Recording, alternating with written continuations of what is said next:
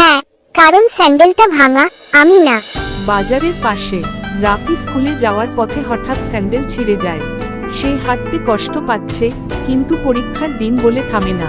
হঠাৎ পিছন থেকে এক দোকানদার ডেকে বলল। এই নাও সুতো, ঠিক করে নাও। রাফি লজ্জা পেয়ে মাথা নিচু করে। স্কুলের গেটে রাফি স্যান্ডেল সামান্য জোড়া লাগিয়ে স্কুলে পৌঁছায়। বন্ধুরা দেখে হাসাহাসি। এই স্যান্ডেল নিয়ে পরীক্ষা দিবি? রাফি শান্তভাবে বলল।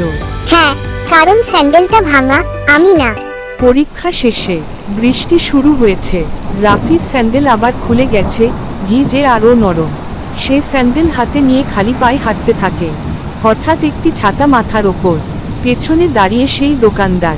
তিনি বলেন, বাবা, যে কষ্টে হাঁটতে শেখে সে এত পর্যন্ত যায়। দোকানদার ব্যাগ থেকে নতুন স্যান্ডেল বের করেন। এটা নাও তোমার জন্য, এগিয়ে যাও।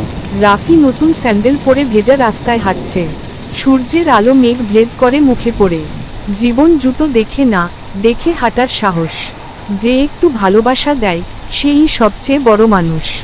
ভিডিওটা যদি ভালো লাগে তাহলে লাইক, কমেন্ট, শেয়ার এবং সাবস্ক্রাইব করবে প্লিজ।